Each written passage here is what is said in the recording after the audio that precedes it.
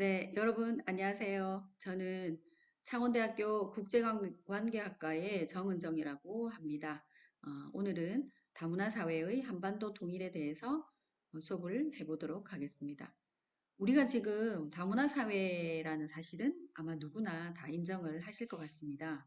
그럼 여기서 다문화 사회와 한반도 통일이 무슨 관계일까 하시는 분들도 있으실 거라 생각되는데요. 그런 반면에 또, 아마 이런 것과 연결되지 않을까라고 생각하시는 분들도 있을 거라 여겨집니다. 살짝 궁금증을 가지고 수업을 시작을 한번 해보면 조금 더 몰입이 되지 않을까 해서 이렇게 시작을 해봤습니다.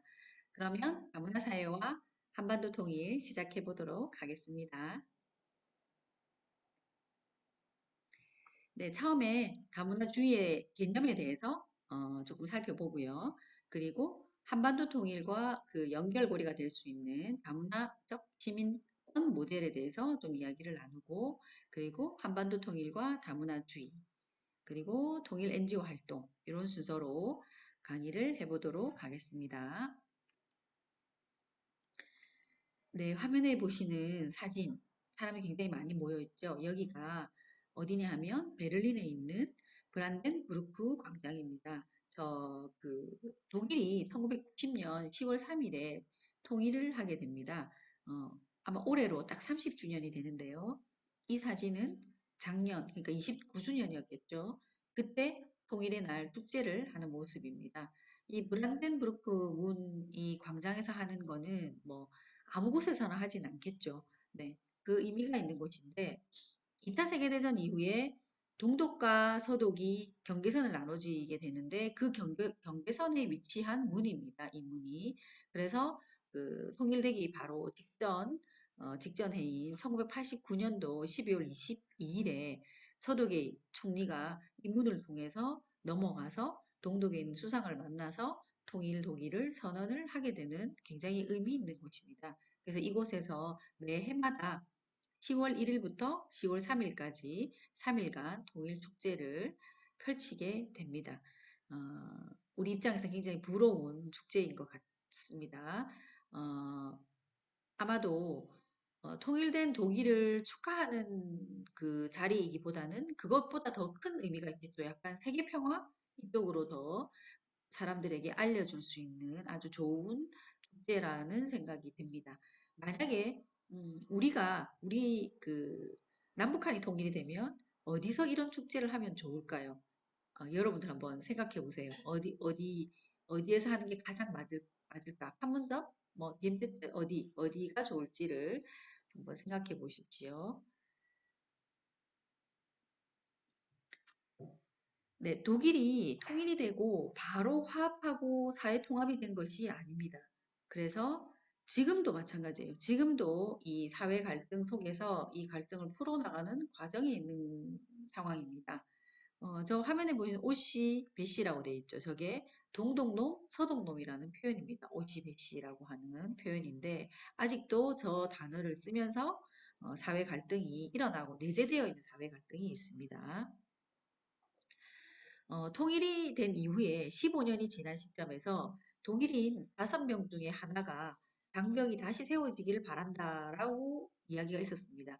지금은 30주년이 되었으니까 15년 전의 이야기지만 어쨌든 통일이 된 이후에 15년이 지났지만 이렇게 오히려 화합이라기보다는 다시 장벽이 세워지길 바라는 사람이 반이라는 거예요. 10명 중 5명 정도 된다면 5명 중 하나니까 반이 아니라 5분의 1이네요. 네네. 5분의 1이 장벽이 세워지길 바란다라고 이야기를 했다는 것은 독일 통일에 대한 후회, 원망 이런 것들이 포함이 되어 있겠죠. 그리고 또 지금처럼 많은 동독인들이 자신을 패배자로 느낀 적이 없었다라고 표현을 했는데 이 말은 결국은 동독인들이 잘 사는 서독으로 와서 뭔가 열등감과 패배감과 이런 것들을 느꼈다라는 거겠죠. 이런 부분에서 갈등이 있어 보인다는 겁니다. 그래서 이런 현상을 기형태제, 전환태제, 식민화태제 이런 단어들로 표현을 하긴 하는데 우리가 굉장히 이런 어려운 단어보다 우리가 좀 더 쉽게 생각을 해보면 과거에 우리 영호남 갈등이 있었죠. 영남권과 호남권, 지금은 전혀 그런 것이 드러나지 않지만 과거에 전라도 사람이냐, 경상도 사람이냐 이 두 부분으로 굉장히 갈등이 있을 때가 있었습니다. 이런 거와 마찬가지로 그 현재 오치베시 요 통일이 되었을 때 사회 갈등이 있는데 만약에 우리가 남북한이 통일이 되었을 때 여러분들이 여러분들은 괜찮을 수 있을 것 같은데 만약에 여러분들의 자녀가 북한에서 온 사람과 결혼을 하겠다라고 하면 여러분들이 흔쾌히 허락을 하실 수 있는지, 뭐, 물론 결혼이라는 게 허락은 아니겠죠. 부모님의 서로 사랑하니까 그런 선택을 하겠지만, 어쨌든 여러분이, 너무너무 축하해주고 너무너무 좋아해줄 수 있는지, 하나의 꺼리낌도 없는지를 한번 생각해 봐 주셨으면 좋겠어요. 그러면 아마 어쩌면 저랑 여러분들도 세대 차이가 있을 것 같아요.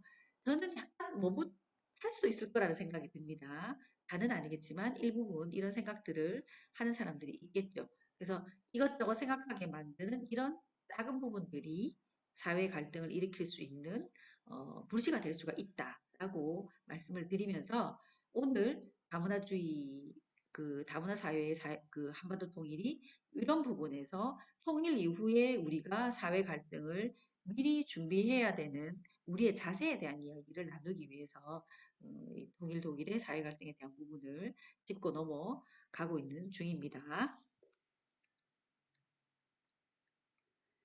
자, 또 이제 우리 사회에 나오는 하나의 현상으로 레드 컴플렉스라는 게 있습니다. 공산주의에 대한 반감이 극대화되어서 진보주의 자체에 대한 혐오감을 가지거나 빨간색에 대한 반감을 가지는 극단적인 반공주의가 이 레드 컴플렉스라고 하는데, 어, 반공주의에 대해서 굉장히 강하게 교육을 받은 기성세대들은 공산당이 무서운 존재로 남아 있습니다. 뭐 나는 공산당이 싫어요. 이승복 어린이 동상도 막 있고 이랬죠. 지금은 그게 뭔지를 모르는 학생들도 있습니다. 공산당에 대한 거부감 이런 것들이 남아있는 기성세대들에게는 이것이 여론을 조성하고 정치적으로 이용되고 이런 현상들이 일어나고 있어요. 음, 지금 이 그 그림 오른쪽에 있는 그림을 보면 어느 금융사에서 통일 그림 그리기 대회를 했는데 거기서 수상한 작품이에요. 이 그림을 보고 지금 왼쪽에 있는 저 여성분이 그 엄마 부대의 대표신데 이분이 지금 북한 인공기가 웬 말이냐? 정권한테 아부하냐? 뭐 이렇게 표현을 막 해놨죠. 이렇게 해서는 안 된다라고 표현했는데 그림을 자세히 한번 보세요. 통일나무라고 중간에 이렇게 해피하게 웃고 있는데 통일나무 옆에 인공기 국기가 하나 있고 또 반대쪽에 태극기가 있습니다. 그런데 저 높이가 태극기가 아래에 있습니다. 이 부분이 굉장히 논란되는 부분이었어요. 첫 번째는 인공기가 그려져 있다는 것만으로도 굉장히 문제가 있었죠. 인공기를 어떻게 그릴 수 있느냐. 기성세대들이 볼 때는 살짝 거부감을 느낄 수 있는 부분입니다. 그런데 거기다가 태극기가 더 아래에 있다니 이럴 순 없다 이런 부분으로 문제를 막 일으켜서 이렇게 사회적으로 이슈화됐던 그런 것들인데 레드 컴플렉스가 반공이라는 이유로 굉장히 무자비한 인권 탄압이 용인이 되는 그 사회적인 심리가 있습니다. 그래서 6.25 이후에 빨갱이라는 표현으로 지금까지 거론되고 있는데 대통령 선거나 국회의원 선거 이럴 때 반드시 등장하는 것이 색깔론이죠. 이 색깔론이 최근에는 해양수산부의 공무원이 사망하는 이 사건이 있었을 때도 정치 공방에서는 또 이 색깔론이 나오기도 했습니다. 그래서 어떻게 보면 한반도 통일의 문제가 이 레드 컴플렉스의 사회적 분위기로 인해 가지고 남북 갈등 이전에 그 남남 갈등 해결이 더 시급한 것이 아닌가라는 메시지를 주는 것 같기도 해요.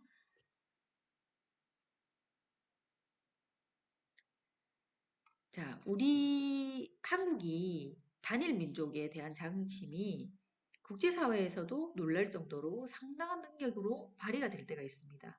어떤 때냐면 외환위기 때 금모으기 운동으로 외환 보유율을 확 높였죠.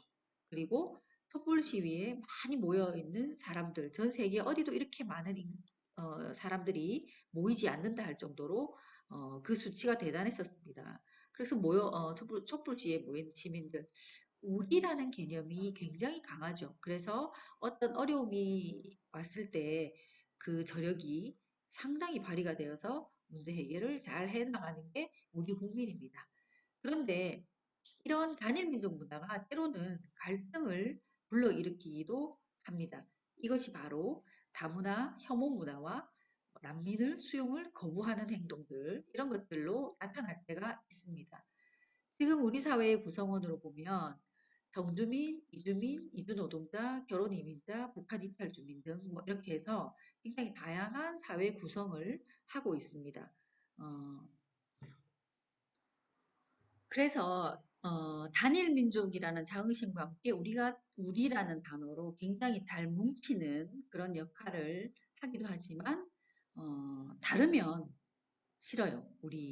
우리라는 단어에서 다른 건 싫은 거죠. 우리가 함께 해야 되는데 그래서 다문화 우리랑 다르게 생겼고 우리 다른 나라의 사람이다. 그래서 배제시켜야 된다라는 생각을 은연중에 하기도 하고 또 난민이 들어왔을 때 무조건적인 거부. 거부할 수 있습니다. 당연히 자기의 의견을 내고 거부 의사를 표현하는데 무조건적인 어떤 이유 없이 무조건적인 거부 현상이 일어난다거나 이런 부분들이 단일 민족에 대한 자긍심과 함께 나타나는 반대급부 현상이라고 볼 수 있습니다. 이런 부분은 아주 여러분들에게 쉽게 제가 설명을 해드리면 우리 학교 사회에도 이런 현상이 약간 있습니다. 비슷한 맥락으로 있는데 학생들이 무리를 만들죠. 우리라는 무리가 만들었습니다. 내 친구, 나는 이 친구들과 놀아. 이런 형태가 되는데 이런 모습과 조금만 다른 모습을 보이거나 다른 행동을 할 때 학교에서 왕따가 되죠. 우리랑 다르기 때문에. 예를 들면 뭐 일본 만화에 심취해 있다거나 그러니까 일본 애니에 심취해 있으면 오타쿠라고 놀려서 왕따가 되기도 하고 또 유행하지 않는 패션, 예전 패션을 입거나 특이하게 자기가 입고 싶어 하는 패션을 했을 때도 가끔 왕따가 되기도 하죠. 이 다름에 대한 거부감이 있어요. 우리랑 같아야 되고 함께 해야 된다는 생각이 강하다 보니까 이런 왕따의 현상도 나타나기도 합니다. 여러분들도 학교에서 아마 이런 경험을 해봤을 거라는 생각이 듭니다. 학교가 작은 사회라고 봤을 때 비슷한 맥락으로 이해를 하시면 좋을 것 같아요. 그러면 여기서 하나 말씀드리고 싶은 건 북한 이탈 주민들은 우리가 왜 다문화예요? 라고 질문을 많이 해요. 굉장히 거부감이 많습니다. 북한 이탈 주민을 다문화적인 요소로 바라보고 다문화의 맥락으로 이해를 할 때 굉장히 우리는 한민족인데 왜 우리를 다문화라고 이야기를 하나요? 우리는 외국인이 아니에요. 라고 이야기를 하죠. 그런데 한민족의 측면을 바라보지 않고 문화적인 면으로 바라봤을 때 다문화라고 할 수 있습니다.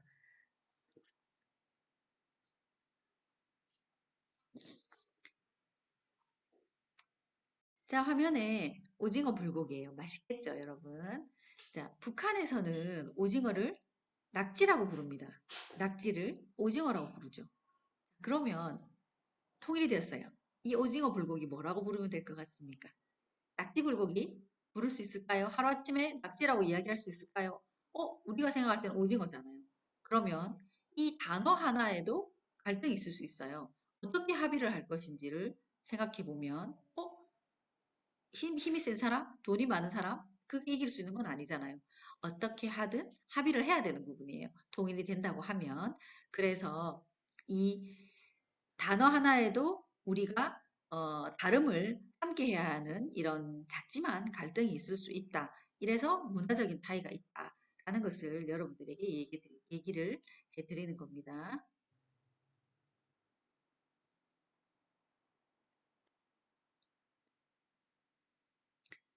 네, 한국이 이렇게 단일 민족이라고 해서 우리 민족이 아닌 민족에 대해서는 차별과 편견을 불러일으키는 경우가 조금 있는데 이런 것들이 문제라고 한다면 어, 만약에 미국 같은 경우는 어떨까요?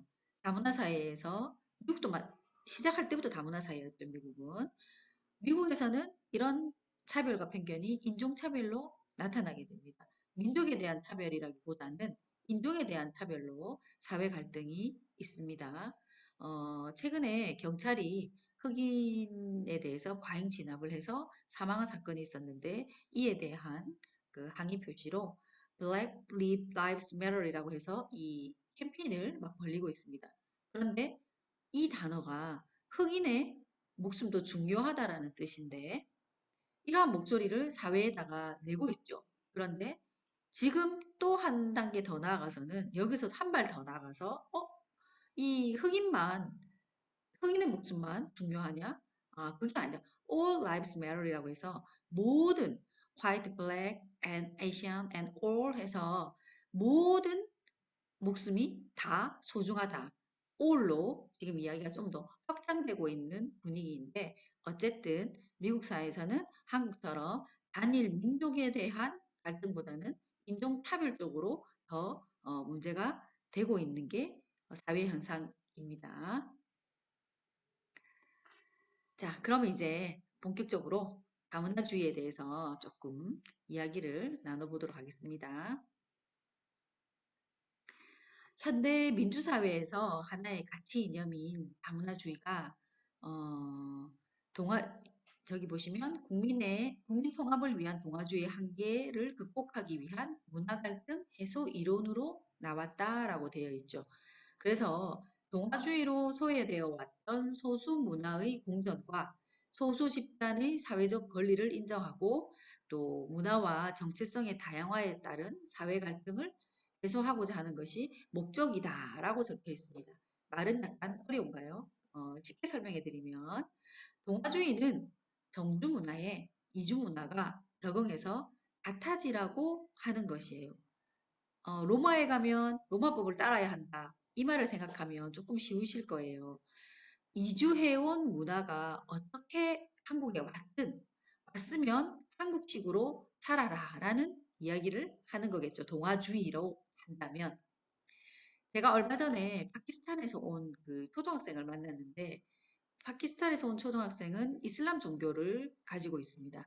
그래서 이 무슬림들은 돼지고기를 먹지 않는데 학교에 급식을 하는데 먹을 것이 별로 없대요.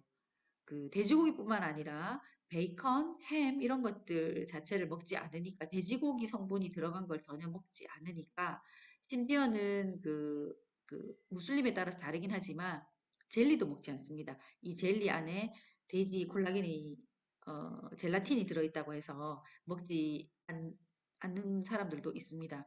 그래서 네, 도시락을 싸가거나 아니면 밥하고 국물만 먹고 오는 경우가 많이 있다라고 얘기를 해요. 자, 그러면 우리가 당연히 한국에 왔으니까 그렇게 해야지. 너네 한두 명 때문에 우리가 급식을 막 다양하게 바꿀 수 있는 건 아니잖아. 그 말도 당연히 맞습니다. 그렇지만 이러한 사고 자체는 동아주의적인 사고다라는 것을 여러분들에게 제가 설명해 드리는 거예요. 그래서 동아주의가 무엇이냐라고 하면 같아지게 만드는 거. 여기 왔으면 그대로 따라해라라는 거. 그래서 틀렸다고는 할 수 없습니다. 그 말이 틀렸다고 할 수 없지만 소외되는 집단이 발생을 한다라고 말씀을 드릴 수 있겠습니다. 그래서 다문화주의는 이런 동아주의의 한계를 극복하기 위해서 나온 문화 갈등 해소 이론이다라고 이야기를 하는 겁니다.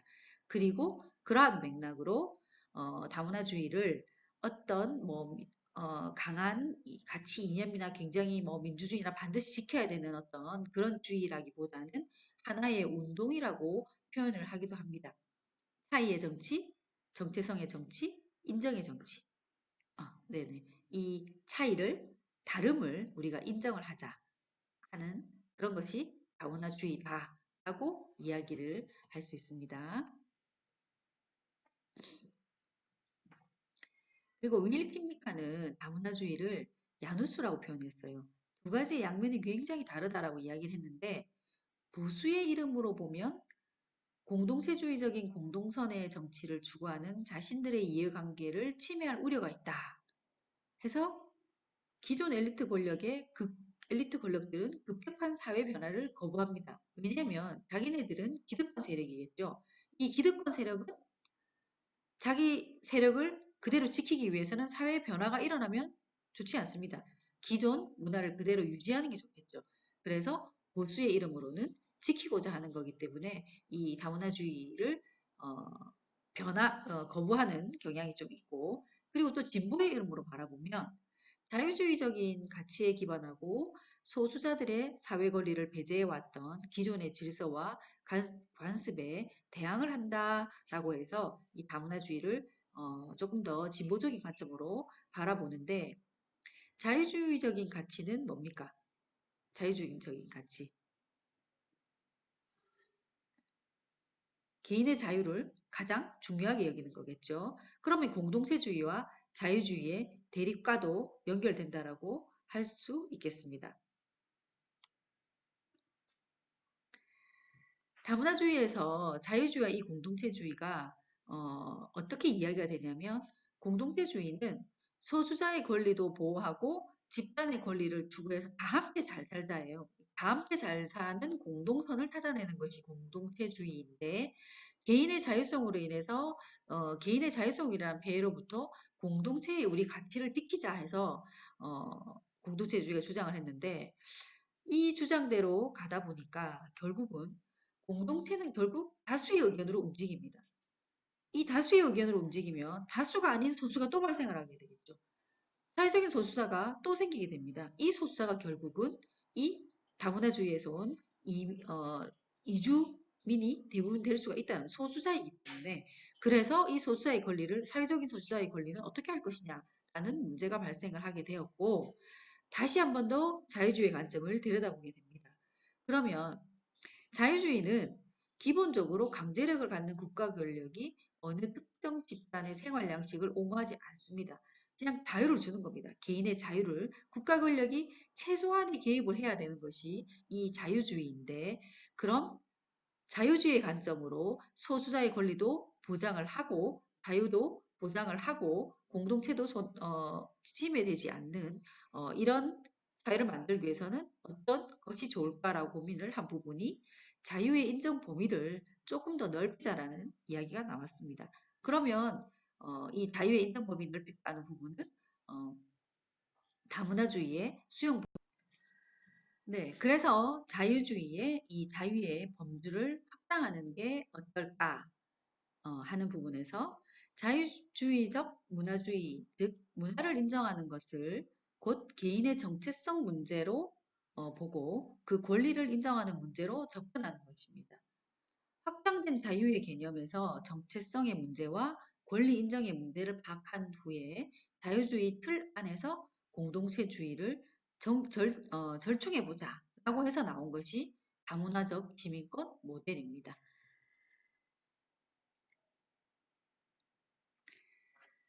다문화적 시민권 모델이 어떤 것이냐고 하면 어, 완전하고 동등한 구성원으로 취급을 하는 것이 아니에요. 이 시민권이 다 똑같다의 그 완전하고 동등한 구성원으로서의 시민권이 아니라 그건 아닙니다. 차등적 시민권을 말을 하는 것인데 다원주의 사회에서 책임 있는 시민성을 강조합니다. 책임 있는 시민이 없다면 민주주의의 정의의 달성이 없다라고 주장을 하는데요. 민주주의의 정의는 뭐죠? 자유와 평등을 지켜내는 것이 민주주의의 정의입니다. 그래서 책임 있는 시민이 없다면 이 자유와 평등을 달성할 수 없다라는 거죠. 이 과정에서 시민의 덕성을 키우는 것이 굉장히 중요하다고 했는데 시민권을 인정하고 거기서 더불어 정의로운 제도를 유지하기 위해서는 이 시민들이 생각할 수 있고 올바른 덕성을 유지해야 된다는 겁니다. 그래서 가장 중요한 것이 시민의 덕성을 키우는 것이다. 다문화적 시민권 모델에서 주장하는 내용은 바로 이 부분입니다. 그러면 어디에서 다문화적 시민권 모델의 그 다문화적 시민의 덕성을 키울 수 있을까? 시민단체, 가족, 교육체계, 사적인 영역입니다. 당연히 가족들 안에서 다문화적 시민권, 우리가 TV를 보다가도 외국인이 나왔을 때 어떤 반응을 보이는지 부모님의 반응에 따라서 자녀가 그걸 그대로 배우게 되겠죠. 그런 부분들, 그리고 학교 현장에서 배우는 것들, 그리고 친구들과 이야기를 나누는 과정에서 이 사적 영역에서 배우는 부분들도 있고, 오늘 뒤에 살펴볼 부분은 시민단체에서 배우는 부분에 대한 이야기를 잠시 나누도록 하겠습니다. 자, 이런 곳에서 다문화적 시민의 덕성을 키우게 되는데, 그럼 주요 포인트는 어떤 것일까? 어떤 것들을 배우게 될 것인가를 이야기를 먼저 해보면, 민족국가의 관점에서 조금 더 확장을 시켜야 됩니다. 다문화적 시민성은 소국가적인 관점을 조금 더 넓혀야 된다는 겁니다. 그래서 국민이라는 우리나라 국민, 대한민국 국민, 일본 국민, 미국 국민 이런 국민이라는 개념에서 조금 더 확장되어서 함께 살고 있는 시민, 우리 지역에 함께 살고 있으면 그것이 시민이죠.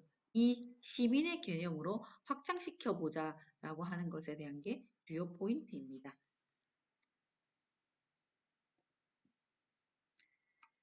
그럼 여기서 한 가지 한반도 통일의 시민권에 대한 이야기를 해보면 그러면 통일을 할 때 남북한은 한민족이잖아요. 그럼 민족에 대한 이야기를 하지 않고 초국가적인 관점에서 바라본다면 어떤 의미일까? 그럼 뭐지라고 생각하시는 분들이 있을 겁니다. 여기에서 민족 공동체이고 시민이라는 이 개념으로 다가오는 것이 아니라 시민의 개념에서 플러스 민족 공동체의 개념으로 이 순서를 조금 더 바꿔주셔야 되는 부분이 있어요. 그래서 더하기 하는 순서를 바꾸는데 민족 공동체로서가 아니라 초국가적인 시민의 개념을 베이식으로 하고 여기에서 민족 공동체라는 플러스 알파가 있는 겁니다. 이 플러스 알파 때문에 북한은 전 지구적인 관점에다 우리 민족이기 때문에 더욱 함께 가야 된다라는 생각을 시민들이 해야 한다. 이 부분이 한반도 통일에 있어서의 시민권에 대한 이야기입니다. 그럼 지금까지 다문화주의와 통일 한반도에 대한 이야기를 했는데 다문화주의가 통일 한반도에 어떤 메시지를 주는지에 대해서 한번 살펴보도록 하겠습니다. 먼저 첫 번째, 문화 정체성에 대한 이해, 문화 변형에 대한 이야기입니다. 먼저 문화는 변한다는 것입니다. 그래서 문화의 정체성이 고정되지 않는다는 것을 알 수 있습니다. 통일이 되어서 우리에게 일어날 문화 변형을 예측할 수 있어야 한다는 거죠. 아까 우리가 오징어 불고기 생각나시죠? 이 작은 것이지만 이런 문화적인 변화가, 언어의 변화가 분명히 일어나야 한다라는 겁니다.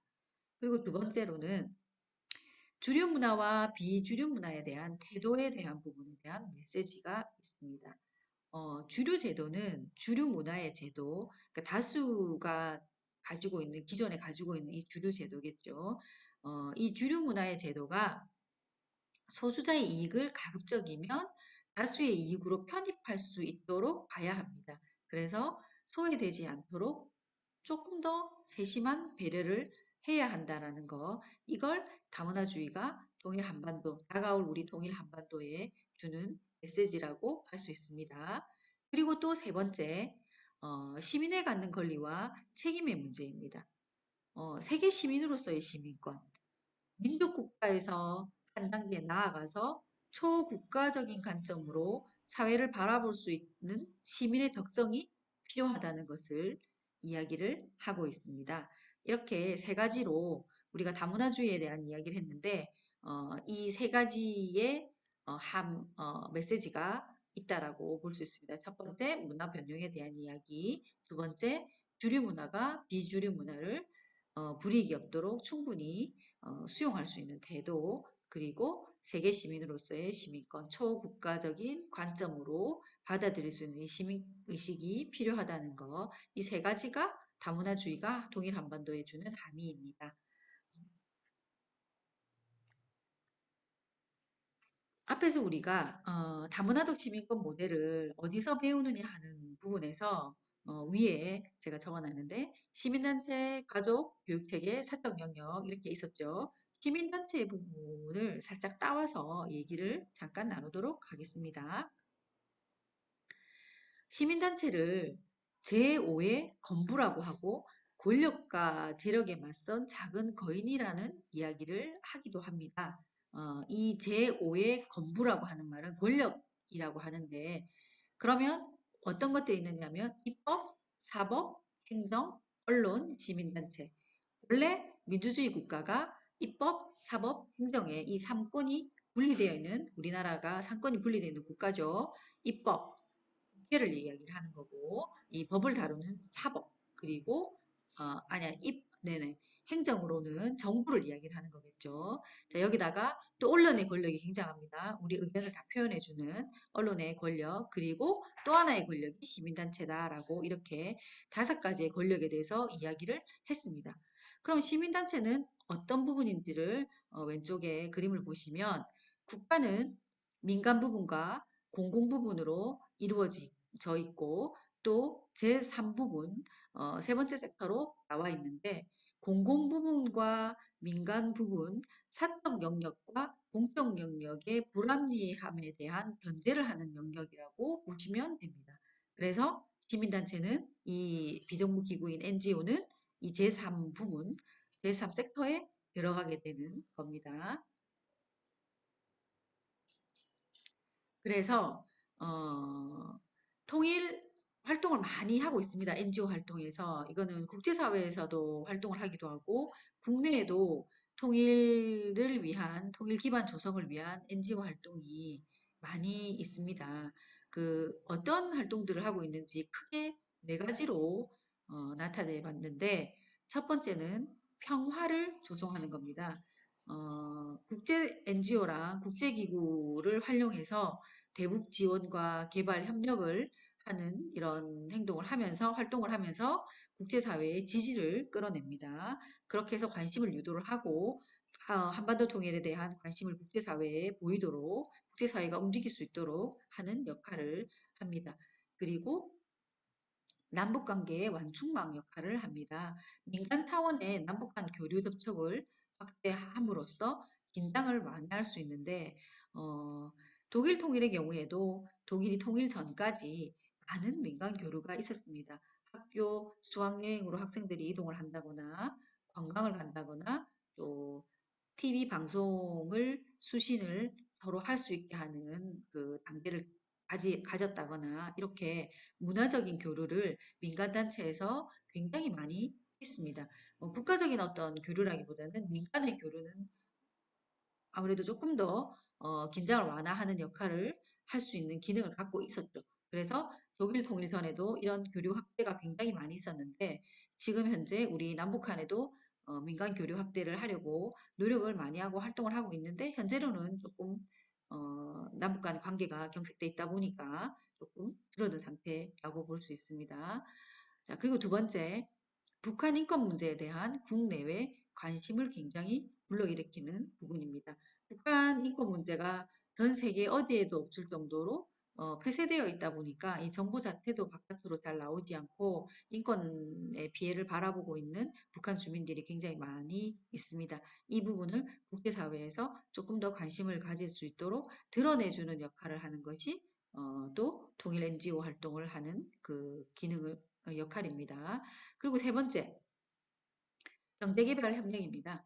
경제난에 따른 인도적인 참상 완화에 기여를 합니다. 북한이 굉장히 기아 난민들이 많죠. 굉장히 배고파서 죽는 경우가 있습니다. 이런 부분들의 경제난으로 인해서 인도적인 어떤 어려움을 겪고 있는 데 있어서 경제 개발을 하는 이런 부분도 지원을 하기도 하고 국제사회 관심을 끌어내기도 하고 그렇게 하고 있습니다. 그리고 네 번째, 사회 문화적인 인식을 변화하게 하는 활동을 하는데 민족 공동체 의식을 회복을 하자라고 하는 부분에 이 부분이 아마 활동이 굉장히 크다라고 할 수 있죠. 최근에는 이렇게 확대되고 있는 부분이 네 번째 부분이 많이 확대되고 있습니다. 이렇게 4가지로 통일 기반 조성 NGO 활동을 살펴봤습니다. 자, 지금 사진에 그 몇 가지 활동 사례를 한번 보여드리면 지금 사진에 보시면 이것은 코로나에 대응할 수 있도록 그 국제적십자연맹에서 북한 그 보건성과 방역 작업을 같이 협력하겠다 이렇게 하는 뉴스의 한 장면입니다. 네, 그리고 북한이 경제적으로 빈곤 상태가 굉장히 심각하고 그로 인해서 기아 문제가 있습니다. 오른쪽 사진은 지금 여기 왼쪽 사진은 아이들이 배가 고파서 이렇게 막 누워 있는 이 마른 상태로 누워 있는 이런 모습들이고 오른쪽 사진을 보면 북한 동포를 위한 국제 금식의 날이라는 행사를 그 NGO에서 했던 그 한 장면인데 내가 하루를 굶는다고 배고픈 북한 어린이에게 무엇을 할 수 있겠냐라는 이런 관점이 아니라 나의 이런 활동으로 인해서 이런 활동을 통해서 국제사회가 아, 북한의 빈곤이 이렇구나라고 북한의 빈곤을 알리고 국제협력 분위기를 조성하는 역할을 하는 것입니다. 그래서 이것이 시민단체가 할 수 있는 그 사회적인 인식을 개선할 수 있는 하나의 또 기능이라고 할 수 있습니다. 네, 그리고 이 사진은 남북이 민족 공동체라는 이 사회적인 인식을 높일 수 있는 활동 중에 하나인데요. 북한 문화에 대한 시민 교육을 통해서 북한에 대한 지식, 관심 이런 것들을 높여서 통일을 위한 준비를 하고자 하는 겁니다.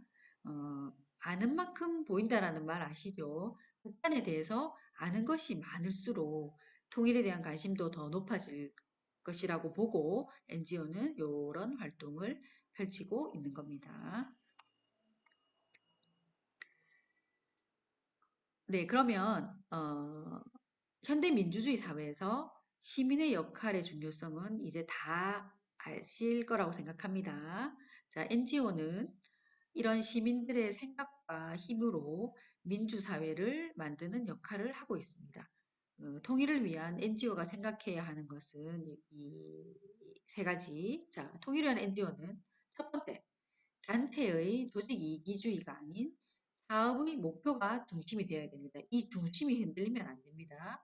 그리고 두 번째, 대북 지원의 투명성 확보를 위한 분배 모니터링 노력을 꾸준히 해야 됩니다. 그리고 세 번째, NGO의 불안정한 재정 구조를 극복해야 됩니다. 이것이 한반도 통일을 위해서 통일 NGO들이 해야 될 그 세 가지 일입니다. 자, 얼마 전에 정의연 사태로 그 위안부 할머니들이 굉장히 많은 상처를 받으신 일이 있습니다. 이것처럼 사업 목표에 집중해야 됩니다. 단체의 조직 이기주의나 뭐 금전적인 부분이나 이런 부분들을 생각하는 것이 아니라 정말 우리가 통일 NGO가 어떤 활동을 했는지 사업 목표에 집중을 하고 투명한 운영을 해서 통일을 위한 제대로 된 통일 NGO 활동이 되는 것이 중요합니다. 그렇게 하기 위해서는 참여가 또 중요합니다. 이 시민단체가 단체의 조직으로 움직이는 것이 아니라 단체의 이 직원들로 움직이는 것이 아니라 시민단체는 시민들로 인해서 움직이는 것이기 때문에 여러분들이 많은 참여를 해주셔야 돼요. 많은 참여와 감시와 견제와 우리가 또 해야 될 일이 그런 것들입니다. 이 NGO에 대해서. 어, 네, 오늘 수업은 여기까지 할 건데 우리가 통일 독일의 모습에서 본 것처럼 통일 이후에도 사회 갈등이 일어날 수 있습니다. 그것을 예측하고 이를 위한 준비로 다문화적 시민성을 함양을 하자. 이 부분은 다름을 인정하고 초국가적인 관점에서 특히 통일에 있어서는 초국가적인 관점 플러스 민족 공동체라는 순서로 기억을 하셔서 다가올 한반도 통일을 잘 준비했으면 좋겠습니다. 결론은 그래서 다문화 사회의 열린 마음으로 인간의 존엄을 생각하고 정의를 생각할 수 있는 통일 준비. 이것을 하는 것이 우리의 지금의 역할이라고 생각을 합니다. 오늘 지금 수업을 들으시는 여러분들처럼 통일에 대해서 관심을 갖는 분들이 굉장히 많아져서 빨리 통일이 이루어졌으면 좋겠다라는 생각을 하면서 다문화 사회와 한반도 통일 수업은 여기서 마치도록 하겠습니다. 수업 들으시느라 수고 정말 많으셨습니다. 감사드립니다.